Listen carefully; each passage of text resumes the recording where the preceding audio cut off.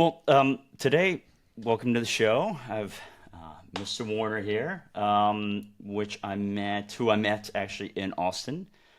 He is part of Origami Labs, who's a critical part of Constellation DAO and Orange DAO, and also actually the founder of Mixergy. And Mixergy, I think at its top, I think more than 2,000 interviews, right?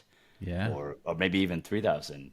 yeah. And so, yeah, I'd love to kind of hear, your evolution of your history, how you got started. And I think you told me you got started, I think, with Y Combinator as well, and with Paul Graham, and the work that well, anyway, why don't we start with kind of a brief intro and we can kind of go deep. Sure. I was an entrepreneur from an early age. All I would do is read biographies of successful people and how-to books to be successful. I mean, like, I remember going camping with friends. They were smoking weed. I was reading a book on copywriting. It was that kind of a nerdy childhood that I had. Right. And as soon as I graduated from college, my kid brother and I started a business that became an online greeting card company. Basically, people would come to our sites or our affiliate sites. They'd see a greeting card and they'd email it out or use our system to email it to their friends. And we found a way through lead sales of generating anywhere from $1 to even $5 every time somebody sent out one of these free greeting cards. Because when they were sending out a greeting card, we'd also have a checkbox that said, "Do you want to get Time Life magazine?" And Time Life magazine actually used to pay us, or excuse me, Time magazine used to pay us $7.50 per subscriber. Not everyone took it, but they would give us $7.50. It was amazing. We would have these email subscription companies that would give us $1.25 per email subscriber. So somebody would send out a Happy Monday greeting card to their kids, and they would also subscribe to some kind of newsletter. And that did millions in sales. And then we sold it off in pieces. One piece went to this woman, Rosalind Resnick, who took her company public representing email lists. Basically, she would find people who had email lists, and she would say, "I'll sell ads for you." And she would sell those ads. She sold our ads. And then she said, "Okay, let me buy off this big piece of your business," which she did. Yep. Anyway, after I sold it, I took some time off and I was just kind of hanging out. And I started organizing these events. And Microsoft sponsored one of my events. And the woman who ran that part of the business said, "Andrew, you should do some social media. Why don't you do some tweets about who's coming to the events or whatever?" And I thought, that doesn't feel right to me, but I would like people to know who's coming to the events. So I started interviewing them because I was amazed by them and I want to learn more. And then that did well. People started listening because there was no way to really find out how these startups were being built. And then I remember I went back to Rosalind Resnick and I did an interview with her. After knowing her for years, she gave me a substantial amount of money. We're talking millions of dollars in ad sales and then the purchase. And I knew her well enough that I was in her home. I met her kids. But it wasn't until I did this interview that I really understood how she started her business, how she grew it to a publicly traded company, how she sold it, what she was going through. And I remember after that, I said, this is what I want to do for the rest of my life, because I learned more from that 1 hour than I'd known in the years that I'd known her. And so I started doing a series of interviews. Right. And as you said, I hooked in with Y Combinator early on. They introduced me to their founders. As their founders and the whole Y Combinator community grew, my audience grew. And then I started adding more and more to that business, and that became Mixergy. And then let's evolve. Let's talk a little bit about your work at Origami as well. And what do you focus on with Origami at this moment? I'm learning through interviews what's going on in the DAO and broader Web3 space. I've always found interviews to be the best way for me to learn. And then I'm showing what I've learned and what's working. And that's been exciting for me, because what I found in my interviews on Mixergy is that more and more the startup world was becoming professionalized. Like, one of the people who asked to be interviewed was the former CIO of Tesla. He basically took Tesla's sales process online and made it better, and then he went off and started a new company that would make other car companies' online sales better, and he raised, I forget the amount, but it was, I think, over $100 million. And at that point, it's no longer like the founders of Airbnb who I interviewed when they were just basically getting started. and they were hustling and selling cereal in order to make enough money to keep their website going. The guy had over $100 million. That was professionalized. It was enterprise. It was a different type of experience. And so then I talked to Ben Huh, one of the founders of Origami, and I said, wait, this DAO that they're creating has the same spirit of this is just wacky enough to work, just scrappy enough to need to work, just creative enough to actually change the world. And I wanted to learn more. And so I started by just interviewing him, and I did it as a friend. And then he introduced me to the DAOs that he'd created, and I interviewed them. And I saw one of them where you and I got together, VC3. They did an event in Puerto Rico. I go, these are venture capitalists who are doing a DAO, and I could see the value of it. And the more I got into it, the more excited I was, and the more I said, we need to find a way to share this with the world. And so I wanted to learn and to share what I learned. And going back and taking one step back, so I think you were saying in the beginning of I think your journey with Mixergy and those interviews in the Valley, I think that was just kind of the first wave, or maybe not the first wave, but that was kind of the YC wave, and so there were a lot of entrepreneurs made. Like what was your filter and what was your criteria in finding entrepreneurs to interview? Like, did you go into that conversation thinking you've got a spark and I just want to interview, or were you looking for certain metrics or certain stages? You know, when I was running my online greeting card company, one of the things that bothered me was that the people who were talking the most were the ones who did the least. It was all these know-it-alls who were supposed serial entrepreneurs who had accomplished nothing. And so I had a clear criteria. You had to have accomplished something, meaning something in business. Show me your revenue. And specifically, I focused a lot on revenue because I was very frustrated that when sites like TechCrunch and even the Wall Street Journal featured startups, it was always based on how much funding they'd raised. It wasn't about 100%. how much revenue they'd made, how big of a real business they had. If they ever went beyond funding, it was how many people were on the team. And that just didn't feel like a real business metric. And so I kept saying, what's your revenue? How many customers do you have? Even if it's free, tell me how many users are on there. Let me see that you've really done something, and then my audience and I can spend an hour learning how you did it. I don't want to hear you pontificate about what you could do, because what you could do is maybe it'll happen, maybe not. I want to learn from what you did do. Interesting. So actually now that filter has come back, right? So we've gone back to the point now where people are looking for centaurs is I think the word, right? Looking for your startups that are actually achieving $100 million in revenue rather than those that have actually fundraised. I don't know that it needs, for me, I don't know that it has to be 100 million or any number of revenue. Frankly, if somebody is bootstrap working nights and weekends, or in one case, it was a guy who was working on the train to his work and he did $1 million in revenue, that was huge. It doesn't have to be dramatically bigger than everyone else. It has to be an accomplishment big enough that entrepreneurs will want to spend an hour learning from and emulating and doing something about it. Interesting. And so the evolution of that into real businesses, real revenue, real businesses, or at least on the way to a real business. And how but I'm trying to marry that with basically kind of all the DAO work and all the DAO interviews now.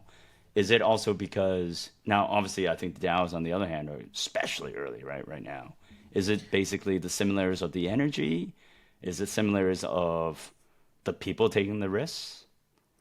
It's so early that I'm willing to look at somebody who's just trying out an idea, even if it's a little bit clumsy, to see what's possible. I want to see the next evolution of organizations.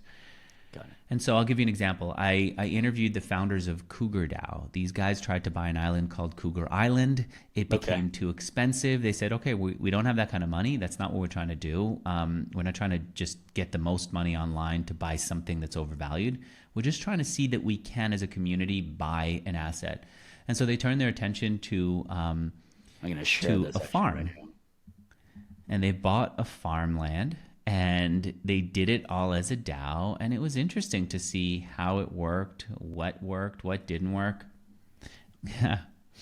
And if you look, you can see the link, as you're showing right now, to a Substack article where they showed, I don't know if you're looking at the right one. That seems right, but I can't. Yeah. Take a look, hit the no thank you and just go straight into the articles. And one of those articles is about how they went to see the farmer who's renting land from them. Right. And that's really fascinating that as a group they could do it. Now, is this really huge? No, I could probably take some money out of my checking account and go and buy land like that. I don't need a DAO. I don't need a group consensus or any of that. And I wouldn't be surprised if many of these members could do the same thing. Right. And so why am I interviewing them? It's because I want to see what's possible. I want to see the problems. I want to see where this thing could potentially go. And they talked about some of their problems. Like, how do they take cash and how do they take crypto, which is what they were using as a community, and turn it into cash that they could then pay to buy this land? Those little bits of problems are interesting. They're interesting enough that someone could solve it and then create a whole business around it.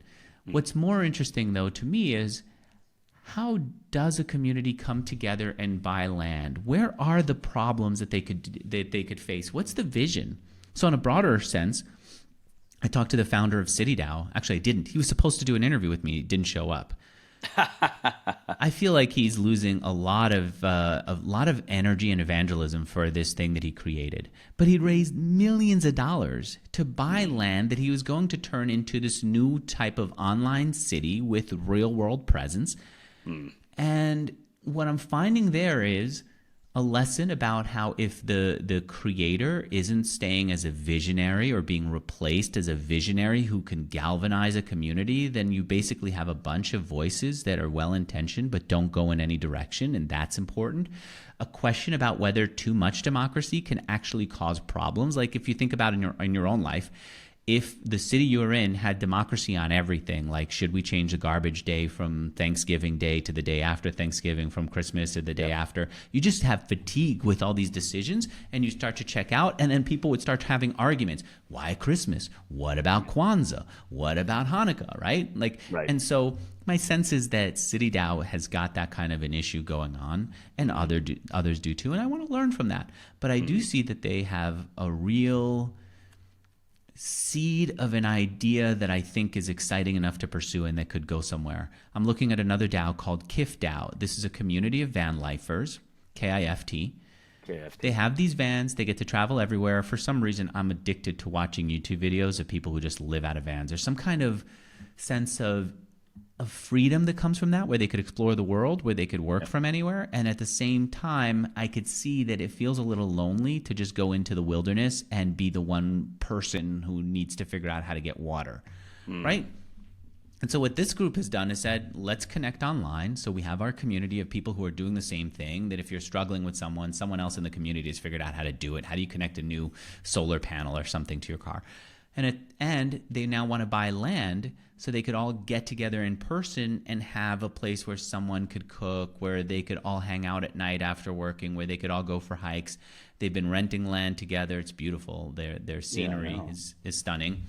They're renting land, and they're soon going to be buying land. And I think they are trying to work through also how much is too much democracy in this.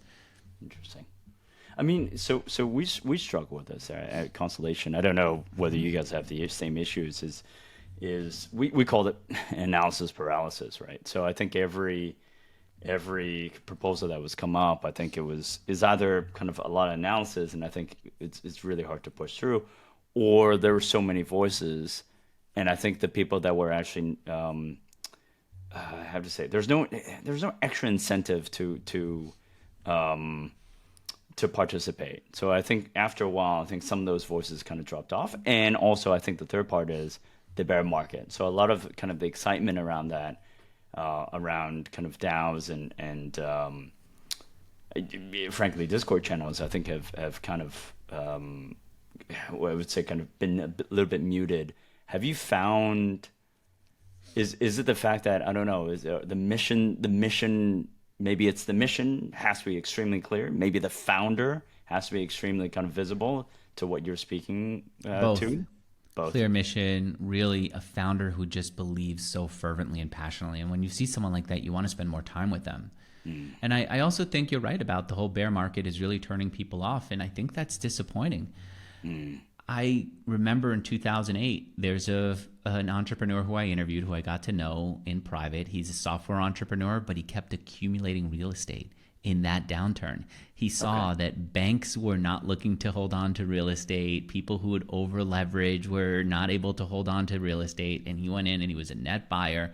And I could tell you offline who he is. He's an online guy who's very well known for software, who has bought some really interesting properties. San Francisco, where I lived for a decade, had my kids there, got married. Actually, I moved there after I was married. I think there was this sense of this is the Shangri-La for entrepreneurs for a long time, where anything could happen there for you. You could get funding, you could get acquired, and so on. Yep. And now there's this sense of it's so depressing. I don't think it is, but a lot of people do. I have a friend who's buying property right now, who's building it up, and I think that his life is going to be set because he did not run away from San Francisco and instead doubled down and bought more. And it takes an individual's belief and an individual's guts and temperament to stay in there. And I think in a DAO, that person can't just act alone despite everyone else. They have to convince other people. And what we have found is in the startup world, and you know this as well as anybody, that a lot of entrepreneurs did really well without having a board of directors or investors, nobody to answer to. But the ones who done even better were sharpened by having a board of directors and investors that they had to explain their ideas to, because by explaining it to someone that they respect, who's a good person as a sounding board, they got better at understanding it. And by being told why that idea wasn't any good, they got better. And that process of how do you explain to someone what you want to do as an entrepreneur instead of saying, get out of my way, I'm the leader here. That process of learning was not easy, and people eventually learned and got better. The process of giving feedback and participating without dominating, as an investor, as an advisor, was something that had to be practiced. I think Jason Calacanis is doing an Angel University in the next few days. He's still teaching that whole process or parts of it. And I think in DAOs, that's also going to have to happen. A community is going to have to be taught how to give How feedback. to DAO. And a leader is going to have to know how to do it, how to take feedback. I think for us, what has emerged is, there was initially, I think it was kind of one mission, and so there wasn't one founder. And then, or actually the founder was kind of David Cohen and Ben. And then I think David Cohen said, well, I can't be a part of this. And you shouldn't be listening to this, or anybody at Techstars shouldn't be listening to this, or shouldn't be hearing this. And then I think Ben was like, okay, I'm not technically Techstars, so we kind of have to hand it off. And so with us, I think we started to basically have a committee of actually the three of us. And we were different committees. I was on the treasury committee. We had someone on the programs committee. And I think we're if it weren't the three of us, I think we're just one person. I think there's a lot of fatigue that goes on, especially in DAOs. And so that our learning is basically, I think, having a small core group willing to kind of take it forward. And to your point, sometimes I think with the bear market, I think especially with the regulations, I don't know how abreast you are with what seems to be just, I think, crypto regulations and just being very, very rough in the U.S. versus what I see here in Asia with Japan and Hong Kong. There just seems to be a lot of optimism for that. Was that a topic of conversation actually, even at Consensus? It's a constant ongoing conversation until there's clarity, until there are people who are doing it. It's going to be an issue, and it's going to be something that people have to think through. I think that the origami team has spent more time thinking about it than most people would believe exists, because this is one of the big offerings that origami brings to DAOs. It's not just software. There's tons of software. I actually did a write-up of all the software that exists for creating a DAO without origami, if that's the direction you want to go. It may not be as good as origami software, but for most people, it'll be good enough.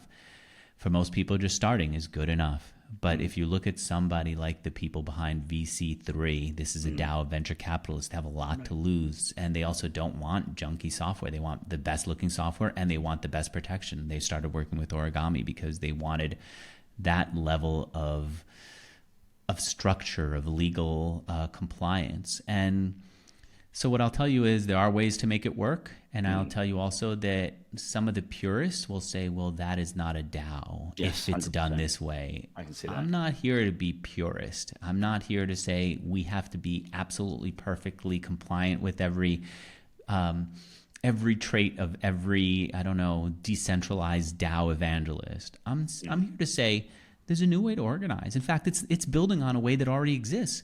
How many times do you see a community of people who get together and do stuff together, whether it's stopping a cement this or that? What is it in Austin? As I drive down the highway, people stop cement something or other from being put up, right? Because it's a community of people who said, we're going to get together and do it. Or if it's a community of people who say, someone needs some help, let's raise some money for them. Or if it's a community of people who want to. The thing is that there hasn't been a way for a community of people to say, we are going to buy land and do this thing together in bulk. I'll give you an example. In Austin right now, somewhere near Dripping Springs, somebody wants to put up a concert venue. There's a community that's forming, and they're using a lot of the community tools that you know to try. The community is doing this to try to stop that venue from happening. Yep. They will spend a lot of time and money putting up signs, talking and meeting, and their land value might go down if this venue happened. Imagine if instead of doing the old way, if what they said is, you know what? What if we all just buy this land here from the person who bought it and now is probably thinking, what have I got myself into here? They all buy the land and now they have this land together. For every individual homeowner, they could contribute less money than their property value would go down by having a huge concert venue in the middle of the countryside, right? But they don't know yet about DAOs. Right. And if they did, I think this would be an interesting possibility. Now, in the old world, what do? You create an LLC and now everyone's a shareholder? Possibly. Right. But I think you need... I'm sorry? It gets very messy as well. That also becomes a very messy situation. And I think what you're going to find is that there's some people who aren't landowners, who don't have the money to do this, who still want to contribute in some way. So they're rental properties that are not too far away of people who have time, not necessarily money, who would love to do things like say, I'll be the coordinator here. I'll make sure that everyone's work gets coordinated. In return, give me this thing. And so it could be tokened. It doesn't necessarily even have to be that the value goes up. It could just be that we all get to vote on what happens there, right? If once you have an LLC, you could have a structure where you're now forced to turn this into a revenue and money generator for everyone. But maybe instead what you say is, we now want this to not be a money generator. And I know there's a fiduciary responsibility for management to shareholders to make sure that there's the maximum profit in an organization. What if instead they said, our fiduciary duty here as a DAO is to make sure that everyone has a more pleasurable countryside experience. Yeah. And so what we're going to do is create this, we're going to form this as like a park. Right. And if you own tokens, you're welcome to come. And if you own more than a certain number of tokens, you're welcome to camp out here. And if you own more than that, then maybe we set up some tiny homes on this property and it won't be a concert venue if we do that. Anyway, what I'm trying to say is this is a new form of structure that builds on the old way. Communities are good. They just don't have enough power and the individual members don't have enough benefit. And I think that's what's exciting here. Businesses are great, but how many times have you seen a business with, especially in the early stage, with thousands of stakeholders who all get to participate in the decision-making process? You don't see that. Right. So basically the DAO elements have always been there. So I think what you're saying is that the DAO elements and community elements have always been there. DAO is just a now different structure away, and especially I guess the tokens as well, to try to get people incentive, or at least incentivize and be a part of the decision-making. Yeah. And so this is just the new form or the next form. It's a logical extension of what was happening before anyway. I think so. Now, I don't want to be so airy-fairy about this that I let go of the problems. I'll give you one of the biggest challenges. In fact, this is the biggest challenge. Okay, good. This is good. Yes. What have you seen? The biggest challenge is it's connected to crypto, and crypto had its start with a very speculative group of people. Yes. And if you start with that, it's very hard to tell people we're no longer associated with that, right? Right. So if you have a channel on television that does nothing but show crime and crime and crime, people are going to associate you with crime, and it's going to be very hard to say to sell other things. Yeah. Fox News is going to have a very hard time going towards the middle with a mainstream news program and having. They fired Tucker though. It's not enough for them to change their public perception. And so the same thing is a problem here. And I'll tell you, in the early days of the internet, people who are in direct marketing online, those online marketers had a very scammy reputation. It took a very long time for online marketing to get the respect that it deserved because it was associated with these people who were selling junky ebooks for thousands of dollars because they were good at online marketing. Eventually, it had a rebranding. It was called growth hacking. It had a new sense of what it meant, and they got rid of some of the scammy ways that they did things, and more importantly, of the people who had these scammy approaches. And it created a reputation that allowed people in mainstream businesses to start hiring growth hackers for this to be a real part of the industry. I think the same thing could happen with DAOs, but it's a definite danger. If you're looking at someone who bought some junky coin and then you're telling them, hey, get a coin in a DAO and this is going to give you governance, they're going to stop and say, wait, coin? Forget it. So you will take a pause here and say, all this bear market is probably a healthy thing. It's actually, and I'm going to kind of put this in context of the fact that you've seen so many entrepreneurs, you've seen that kind of initial wave. All this is healthy, right? Yeah, I think so. Yeah. I think it's healthy, but it's not exciting. And truthfully, I'm an entrepreneur who just feeds off of excitement. I came to Austin the because I wanted energy, to go right? out and Yeah, see excitement. exactly. Yeah. There's and so that's why I think it's really important for us to pay attention to the problems, but to pay even more attention to the exciting people who are finding the opportunities. And so whenever there was a problem, Mr. Rogers used to say, look for the helpers, look for the helpers.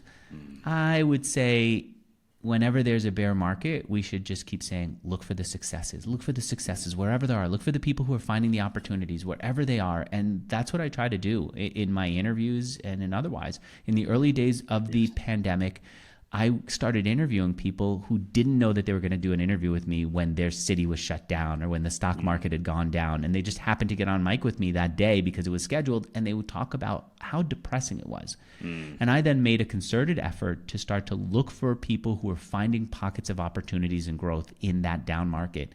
And that fed my energy and my audience's energy. And we eventually realized, hey, you know what? Things weren't as bad for online entrepreneurs anyway as they seemed. And if we grew with the opportunity because we seized it the way that the people around us were seizing it and the people in the podcast were seizing it, then we could come out of it stronger. And I think we need to do the same thing now. In this bear market, find people who are making progress, who are doing exciting things, who are showing what's possible, and just keep surrounding yourself with them. Actually, and I want to take that piece and kind of ask you, in your career sounds so old-fashioned, but in your kind of experience kind of on this kind of interviewing, what have you learned? I mean, what are some of the lessons learned? First, you said the filter was on kind of entrepreneurs building real businesses. Then it's about energy.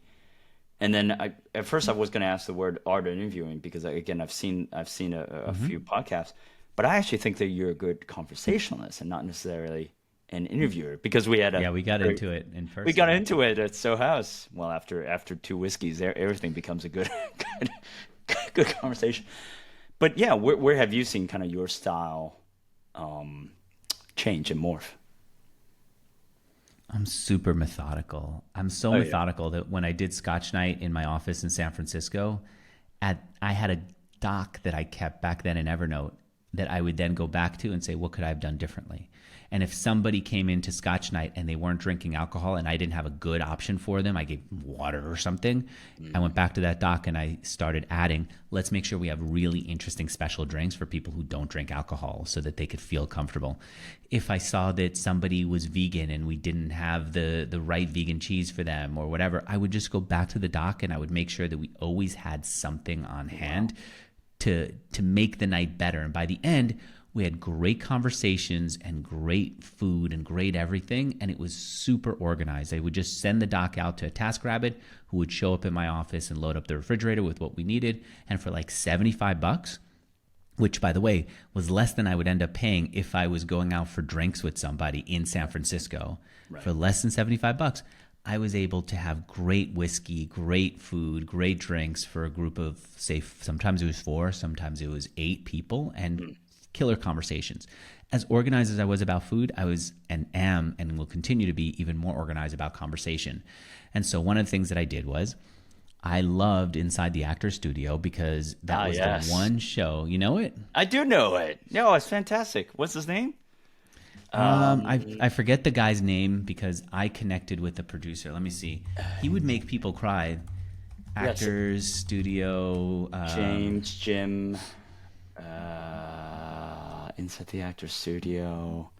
James Lipton. James, yes, correct. So he would make these. First of all, he'd get these celebrities who are super scripted, who are super prepared to cry and to talk about things that they hadn't before.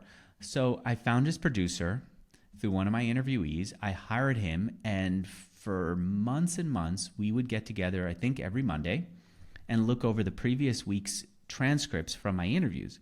Line by line, word by word, we would go over them.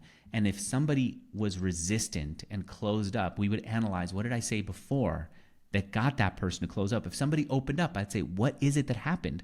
And I wouldn't just say, what is it, or what could I have done better? I'd go back to this single Google Doc that I had, and I would write out the technique that worked, and then I would copy and paste the part of the transcript where that technique worked. And so eventually, after doing this for years, both with him and without this producer, I had this Google Doc of techniques. And without having to pull it out in an interview, I just knew it. Without having to pull it out in Scotch night or a dinner here or went out with friends, I just knew it because I'd written it, because I'd seen it, because I tested it. And eventually that became the foundation of my book, Stop Asking Questions. It was just all those techniques from the Google Doc. And that, I found, is something that a lot of people don't do and a few people really love to do and geek out on. Interesting. So I need to get that book. Actually, I think you did mention it at the Scotch. I carried it with me all the way to Puerto Rico for you. I kept looking for a chance. Oh yeah. You told me you had something for me. That's what it was. But I don't know when. I didn't realize you were going to go home after the beach day, and I didn't bring it to the beach day, which I should have just brought it to the beach day since I had a bag with me. No, and then I think after that we went to that rum bar, but then at that point I think, I wasn't going to bring it there because I also don't want to load you down with stuff. In retrospect, beach day would have been a great day. Oh my gosh. Oh, okay. All right. Well, definitely have to go back to Austin. That was very sweet of you. Yeah, you did say something. I was like, what is this? Are you going to give me some scotch? No, because okay. So I think the method of asking questions, you got it down, and I guess there are probably, I don't have your book in front of me, so I'll give you a few techniques. Here's one that I've been using a lot lately. Somebody says something, you want them to explain what happened instead of just going on and on and on and on about what's going on. You want them to go deeper. Yeah. I just say the word because. And you could slip that in between two sentences of the most fast-talking, gabbiest person you know, because. And now you've taken them from telling you about what happened to why it happened, and the why is often more interesting. Right. And so, because. And that's something that I learned by watching Charlie Rose. Charlie Rose used to be such a bad interviewer. PBS, right? Yes, Yeah. Right. He used to get, Bloomberg liked him so much that Michael Bloomberg gave him office space so that he could record his interviews in his office back when PBS didn't really have much of a budget. We're not really dating ourselves, you know. I studied people who are alive even before me. I went back and I found like the earliest published interview. The earliest published interview was something like 100 years ago. This is not a long time format. It's a fairly new one. Interviews used to be the ingredients that went into reporting. They weren't the outcome of a report. Where you could finally see someone sitting down and doing interviews is in the world of talk show hosts in the 1900s, where you'd see somebody sit down with an actor, do an interview with them. It didn't exist before. Interesting. It wasn't a thing. And so we couldn't study it. Conversations were just stuff that you had in private. Articles were written based on interviews, but interviews weren't published. Yeah. But anyway, so that's the first one. That's one technique. Another technique is, you know how you're talking about indecision and hard to make decisions when you're with a group? Yes. There's something that I saw that was, that this happened long before DAOs. People who had to work in an office together and then pick lunch together would constantly wrestle with, what do we want to get? Well, I want to get sushi. Well, how about if we get burgers? How about if we do this? How about if we do that? Constant arguments. Someone online said that he solved it by coming up with what he called the McDonald's solution. Okay. People would argue in his office, should we get sushi? How about we go Mexican? He goes, listen, guys, let's forget about it. Let's just go to McDonald's, which was such like a lowbrow suggestion that people immediately would go, you know what, screw it. I'll just get sushi instead of this junky McDonald's. And so he, by throwing out a bad option, got people to galvanize around any option, and it got them to come in with something. And so I do that sometimes with interviews. If I can't get somebody to explain why they did something or what the first step they took, I throw out a really bad option. And so if it's something like I can't get them to tell me where the idea came from, I go, you copied it from someone online. And they go, I didn't copy it. Are you kidding me? What I did was, and then they go into how they came up with the idea. So if you could just throw out a bad idea, a bad suggestion, people will hate it so much they'll fight against it. And when they have a fight in them, they're more passionate and in many ways clearer thinking. Sorry, I'll give you one other thing on that. I used to volunteer to teach Dale Carnegie. He's the author of How to Win Friends and Influence People. Yes. And the teacher would have to tell people how to speak their minds. And what he would say said, Dale Carnegie used to teach us that even the most ignorant man would speak his mind if you hit him in the shin with a 2x4. Meaning, like, if you wrong somebody painfully, they will start to get articulate. And so he would say to the students, you have to find what is the thing that hurts you so much, like a 2x4 to the shins, that you have to battle against it. Because if you're just going to tell me about something that you think is important, you're not going to care enough. And so you look for ways to just get people emotionally charged up, and then they could be more open.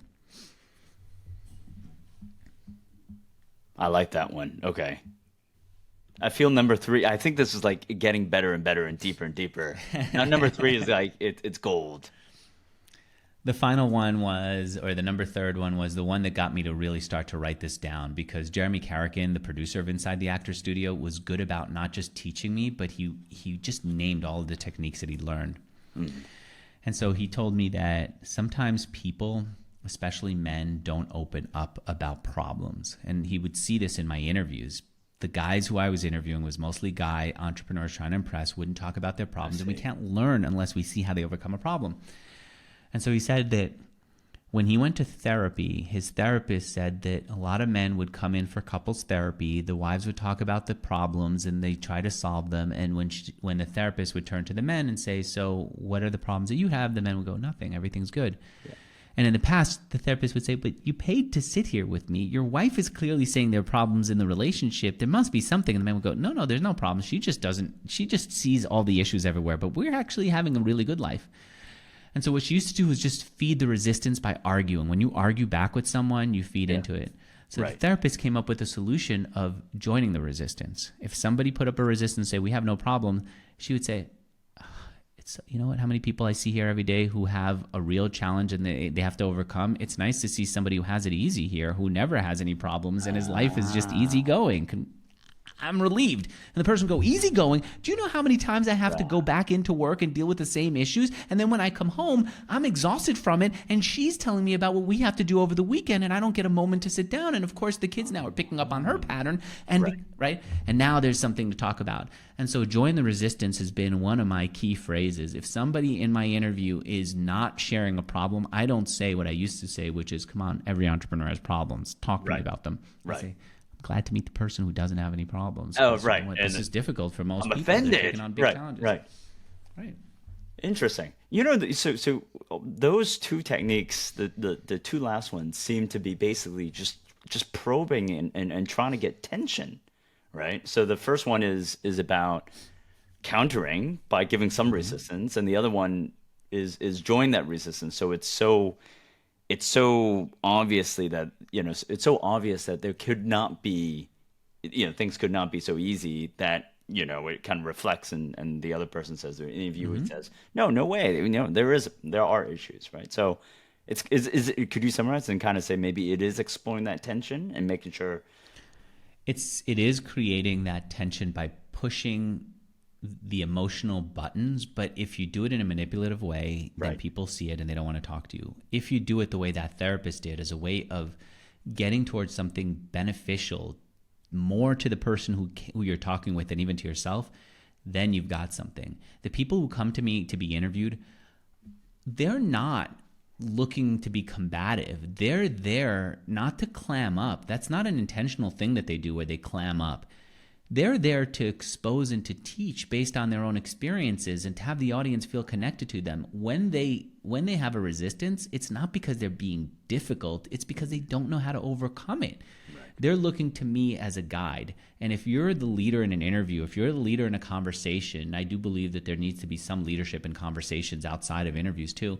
It's your job to not be the wishy-washy person that most interviewers are. Most interviewers are, so what do you think we should talk about? Where do we go? You need to be the leader, the person really, and there are lots of different ways to show I'm the leader. You can trust me to take you where you want to go. And the example that I gave is my wife and I started to go to all these national parks. And if you go with a guide, the guide will not go, do you want to go left or right? Do you want to see this or that? The guide will say, oh, I see what you like. You like the really big trees. Let me take you to the biggest tree in the whole country. It's right over here. Now that you're seeing this, I want you to, right? You need to know where they want to go and they need to know that you can take them there. And one little way that I do that is I say, before the interview starts, what's a win for you? And I could always see people's these interviewees' eyes light up. I put it up on my Instagram where I literally took frame by frame where you can see me ask the person, what's a win for you? And he goes from like the busyness of the day to suddenly feeling light. Oh.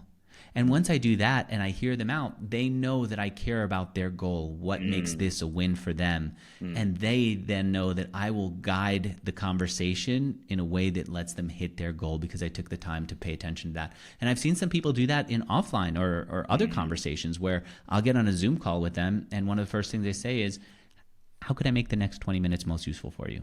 What's your goal out of this call? And that's a really helpful way to start because beyond whether you could get that or not, you're showing that you care enough that you want to get to that. Do you often find actually you're not really interviewing, you're not having a conversation, you're reflecting? You're almost becoming the therapist, right? Like you're in many ways, you are very much like the therapist, right? Yeah, you're reflecting basically. I think the entrepreneurs or your interviewees' thoughts, kind of limitations, issues, and you're just kind of bringing that out and making it obvious, right? And not obvious as in, oh, I'm going to call you out type of thing, but making it obvious so that both parties, or actually maybe the interviewee, can grapple with it. And that both parties is important. So I told you that I was a volunteer and a volunteer of Dale Carnegie and Associates, and they were a big part of my life because I read How to Win Friends and Influence People, and I was so moved by it that I wanted to work for them so I could learn more. But I remember being on a subway ride back home with my friend Michael from Brooklyn Tech, I think. No, it wasn't Brooklyn Tech. We were coming back home from college, I think. And I remember sitting there and he told me all about his comic book collection. And if you're a Dale Carnegie acolyte, what you know is people's interests are so exciting to them that they love you for tapping into it. And so this guy, Michael, loved telling me about comic books. I couldn't care about comic books. And so the whole train ride home, I was bored to death. And as happy as he was with me, I wasn't satisfied. And I said to myself, if this is what Dale Carnegie and Associates is about, me sacrificing myself so that the other person can like me more, I'm not into that. Right.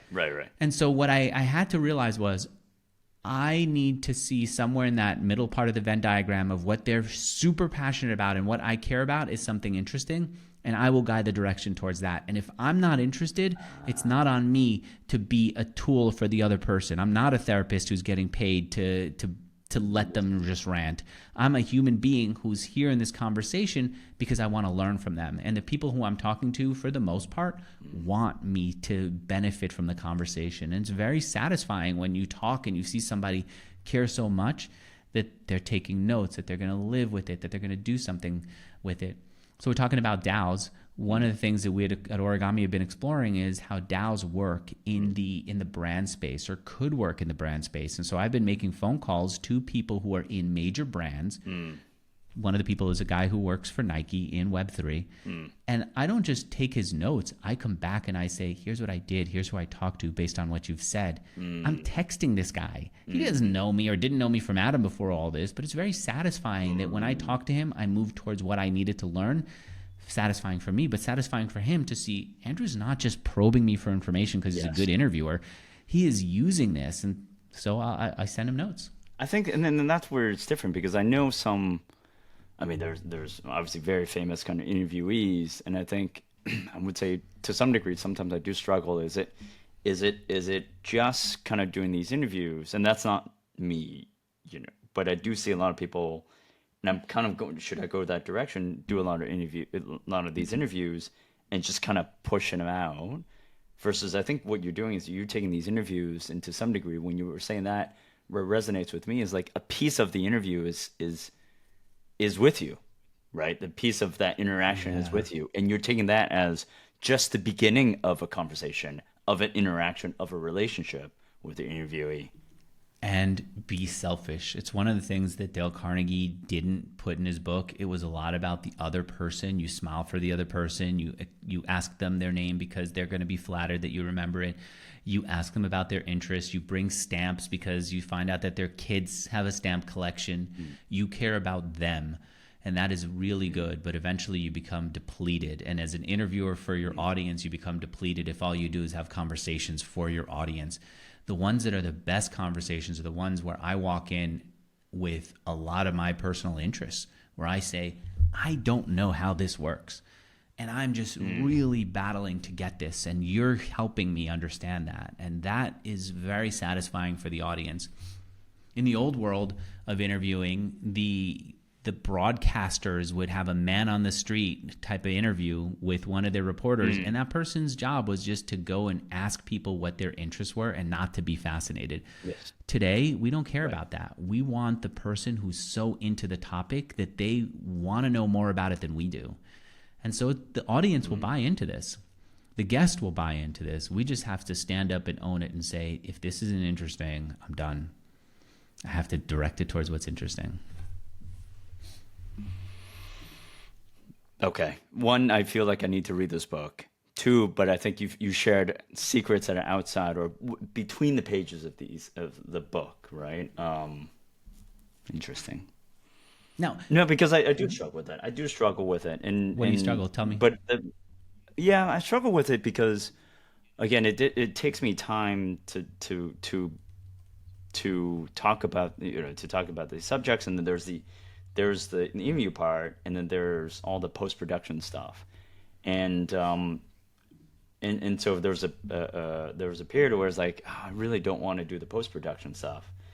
And then there's a guy in SVB DAO, Richard Lloyd. He's been on the show a few times, and he's like, I can tell that you really enjoy the interview part, and you should really do the interview part, and give kind of all this post production part to somebody else, because if you don't, you're gonna get tired, and you won't want to do the interviews again. And so I've been doing that more, and yeah, I really just enjoy the conversation part. And I liked what you just said about this.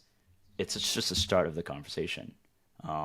It's the start of the relationship, and I'm starting to feel that because once I have it, then I'm like, you remember Amanda Reed, Yeah, a little bit. CrowdSmart. She was in Puerto Rico as well. She came in the show, and she came in. She just is starting to fundraise, and I was like, okay, can you come on the show? Let me. Joy Ito is one of her investors. I was like, can I, can we talk about your product and how you think about AI and DAOs? And it's fascinating and everything. And I shared it on LinkedIn. Joy Ito kind of gave it a like, and I was like, can I help you again?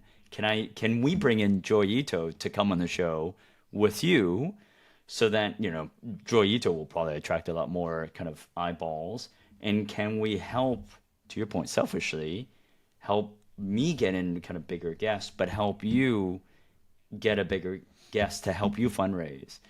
And she's like, "Oh, that's a brilliant idea. I never thought about that." And so she's asking Joy to now. So I guess being selfish, that conversation and that point about being selfish, I'm resonating with, and that just this is the start of the conversation, right? This is just the start of the interview, or this is the start of the relationship. And that's how I should approach these podcasts. And so now who's I editing it guess I for don't. you? Sorry. Who's editing now? I do all the editing. Okay. But you still don't love it.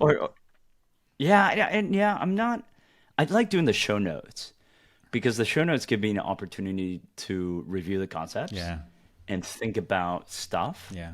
And I do write a summary of not just the show notes, but like what I found kind of interesting or hilarious. And I find that pretty interesting as well. But I did try the reels. I did try the shorts, and that's tough. That just takes time. I wish there were a faster way to do it. Maybe I haven't yet figured that piece out. Sometimes I enjoy doing that part, and it's if I could spend all day doing that, I would love it. But mostly, I can't spend all day, and so there are I think that's agencies that do it to different degrees. I just happened to see some new AI tool that will start to pull this stuff out. I think eventually we're going to get to a place where that becomes easier and easier. yeah, But so the value of getting better at editing is going to go down, and yeah, the value of being better at interviewing is going to still be there and increase if you get better at it. You know, that I used to not use Descript. Then I used Descript, which is this podcast editing tool, and it was good. And then I tried getting them to remove the filler words, and it was just not great.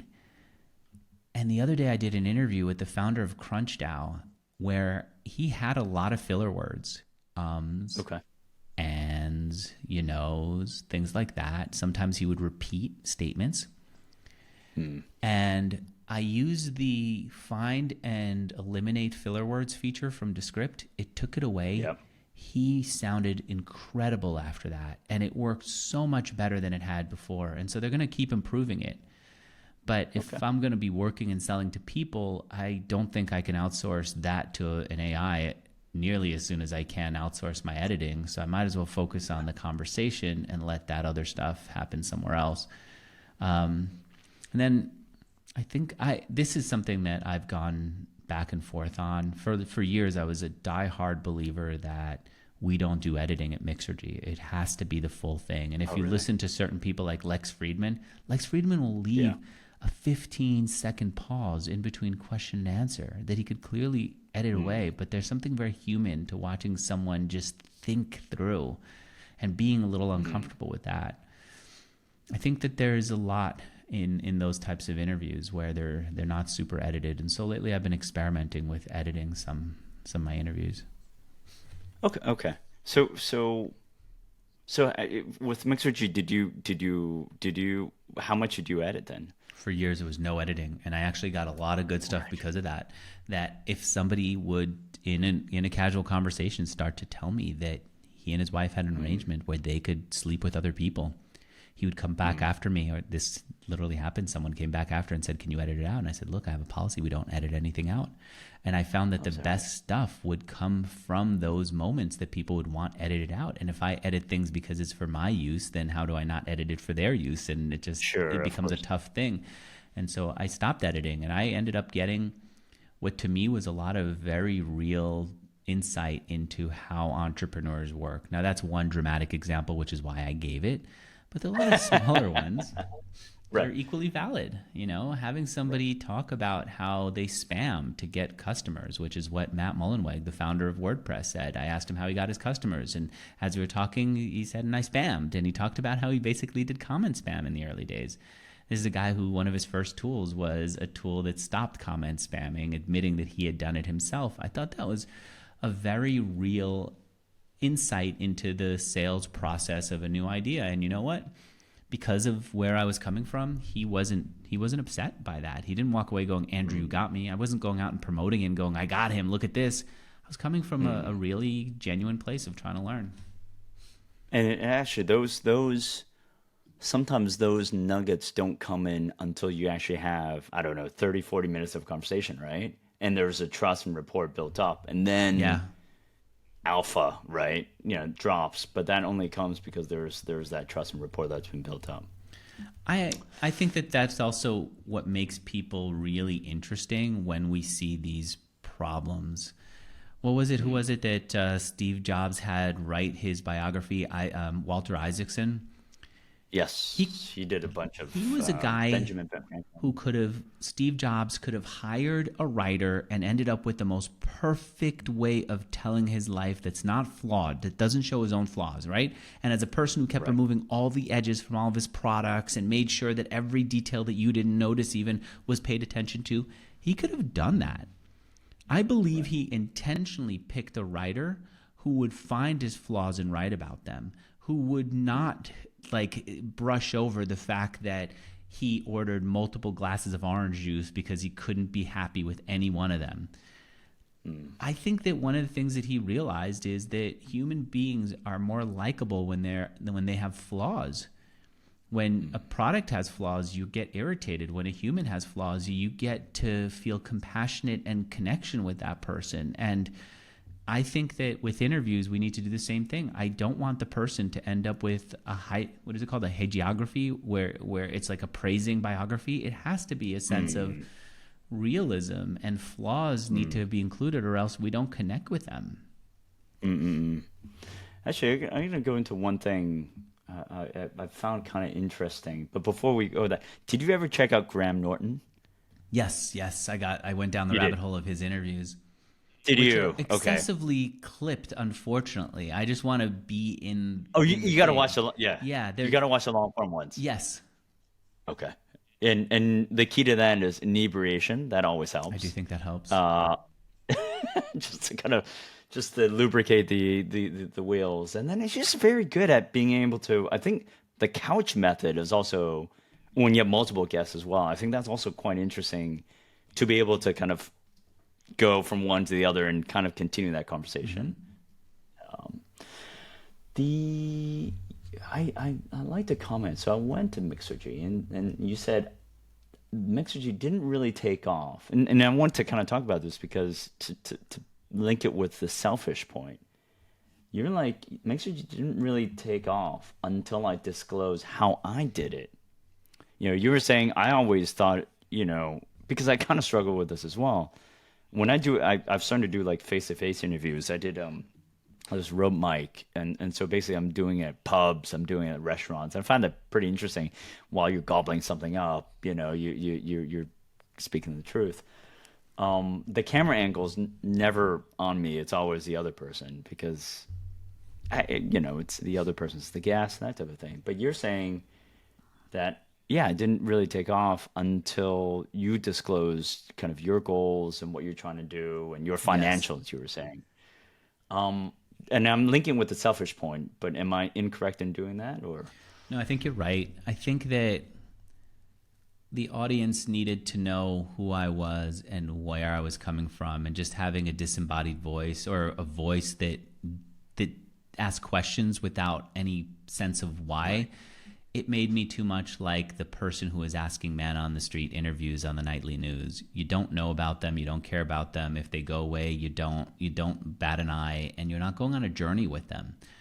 And so I had to explain what happened before, where I was coming from. And my friend Neil Patel pushed me to do it. He said, I'm going to interview you, which I thought at the time, why would anyone interview me? It can't be about me. And it helped. Right. Interesting. Cool. I think we're starting to get to a point where, sorry, there was probably somebody coming in. Yeah, I think we're always enable a waiting room feature in Riverside and Zoom. I know. I was like, wait, what happened there? Yeah, I think that's okay. Maybe I'll end with. Well, you gave me some tips already. I don't know if you've seen some of my podcasts. Maybe I should have sent it to you.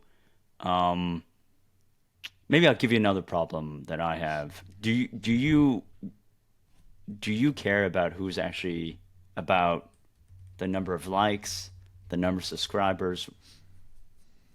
Do you care about those metrics? I think we've been very fortunate in podcasting that we don't have the number of likes, listens, downloads, anything. That when someone's considering whether to listen to my podcast or whether to be on the podcast, they're not looking at how many subscribers I have. What they're looking at is who else has done the interview, what's his angle, what's he asking, what's this headline like, because that gives them an indication of the ideas. And so it takes us away from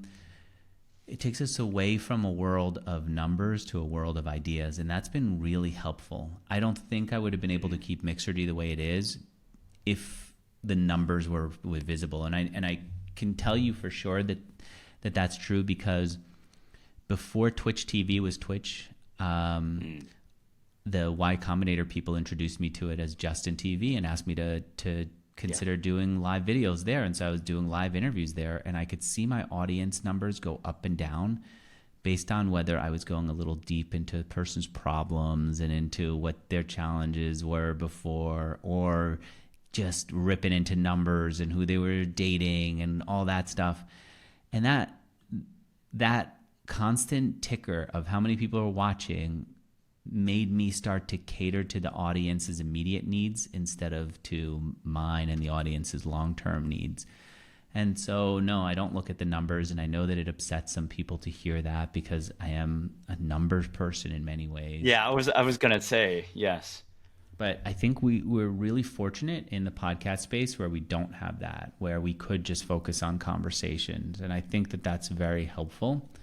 And I don't think numbers are bad. I just think if we have this island where there's no numbers, where we could actually focus on conversations, and let's enjoy that. On that note, thank you very much. Okay.